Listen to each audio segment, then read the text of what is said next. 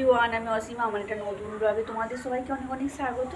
আসলে তোমরা সবাই অনেক ভালো আছো, সুস্থ আছো, আমরাও ভালো আছি। আজকে হচ্ছে শুক্রবার, আর এখন সময় 12টা 45।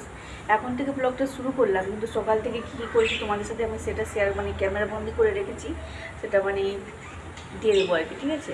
তো চলো ভিডিওটা কন্টিনিউ করতে থাকো, আজকে তোমাদের অনেক অনেক ভালো লাগবে। আর কি দেখো, ছেলে পেছনে দাঁড়িয়ে দাঁড়িয়ে আইসক্রিম খাচ্ছে। তো চলো আজকে কী করেছি তোমাদের সাথে, তো সেটা কী বলে ভিডিও করে রেখেছি, সেটা আমি শেয়ার করবো, ঠিক আছে? তো চলো পরে দেখা। রান্নাবান্নাও হয়ে গেছে, কী রান্না করেছি সেটাও তোমাদের সাথে আমি শেয়ার করেছি। এখনও খাওয়া হয়নি, স্নান পর্ব চলছে এখন। তো স্নান টান হয়ে যাক, তারপরে আমরা খাওয়া দাওয়া করে আবার পরে দেখা হচ্ছে, ঠিক আছে? আজকে আমি গেছিলাম আর কি এখানে শহীদ স্মরণ সভা, আর ওখানে রক্তদান শিবিরেরও আয়োজন হয়েছিল। ওখানে অনেক গুণীজন এসেছিলেন, নিজে একে একে সব এসেছে আর কি।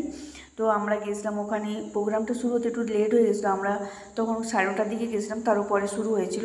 শহীদ স্মরণ সভা এই কারণে যে এখানে 1930 সালে নাকি আমাদের বাড়ির কাছাকাছি ভোলা সিং দারোয়ানের নেতৃত্বে 16 জনকে সাধারণ মানুষকে নির্মমভাবে মারা হয়েছিল।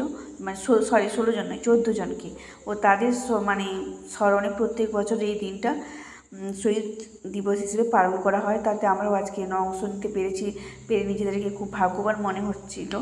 তো ওখানে খাওয়া দাওয়ারও ব্যবস্থা ছিল, কিন্তু আমরা বাড়িতে রান্না টান্না করে যাইনি, আর আজকে ওখানে খাবো না, সেই জন্য বাড়ি চলে এসেছিলাম তাড়াতাড়ি অনুষ্ঠানটা শেষ না করে। তারপর ওখান থেকে এসে তাড়াতাড়ি করে রান্না বসালাম উনুনে, গ্যাসে এই করে রান্না করেছিলাম, যেহেতু বাড়িতে এরা সবাই আছে তাই আমাকে তো রান্না। দুপুরে রান্না হয়েছে থোড় ভাজা, শাক ভাজা, আর হয়েছে বাঁধাকপির তরকারি, আর হয়েছে যে মাছের তেল ঝাল।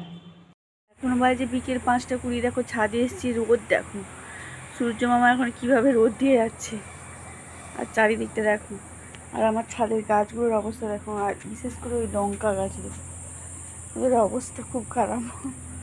এখন রোদ আছে, এখন জল দেওয়া যাবে না, সন্ধ্যাবেলা জল দিতে হবে। দেখতে পাচ্ছ কীরকম কী পরিমাণে রোদ, রোদের দিকে তাকানো যাচ্ছে না, এত রোদ। আমি এখন এসে এই জামা কাপড়গুলো গুঁড়াতে দুপুরবেলা মিলে দিয়েছিলাম, ভাত টাত খাওয়ার পরে, তখন অত রোদ ছিল না। এতবেলা যা রোদ, পুরো ছাদে মেঝে এত গরম হয়ে আছে।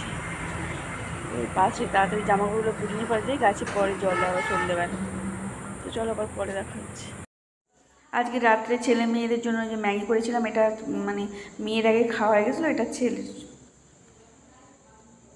এখন রাত্রি 10টা 10 হয়ে গেছে। আজকে তো আমাদের এখানে কারেন্ট ছিল না অনেকক্ষণ, ঝড় বৃষ্টি হয়নি, অথচ একটু মেঘুলে তো গ্রামের কারেন্ট চলে যায়, তো ওই জন্য কারেন্টও ছিল না, অনেক দেরি করে কারেন্ট এলো। তারপরে আবার একটু বৃষ্টি শুরু হয়ে গেলো, তো আবার কারেন্ট চলে গেলো, এরকম হচ্ছিল। আজকে কর্তামশাই বললো ভাত খেতে ইচ্ছে করছে না, যা গরম। তো সারা বিকেলটা তো গুমোট হয়েছিল ওয়েদারটা, তো ও বললো ভাত খাবো না, আর আমি জল ভাত ছিল সেগুলো অল্প করে খেয়ে নিয়েছিলাম। আর ওই দেখালাম তো তোমাদেরকে, তোমার সাথে শেয়ার করলাম, ছেলে আর মেয়ে দুজনে ওরা ওদেরকে ম্যাগি করে দিয়েছিলাম। এমনিতে ওরা ভাত তোরাও খেতে পছন্দ করে না, তাই চাপ ছিল না আর কি। তো ওরা ম্যাগি করে দিলাম আজকে। তো আজকের ব্লগটা এই পর্যন্তই। ভালো লেগে থাকলে অবশ্যই লাইক কমেন্ট শেয়ার, আর অবশ্যই আমার চ্যানেলটা সাবস্ক্রাইব করবে। টাটা, সবাই ভালো থেকে সুন্দর থাকো, দেখা হচ্ছে নেক্সট একটা ব্লগ।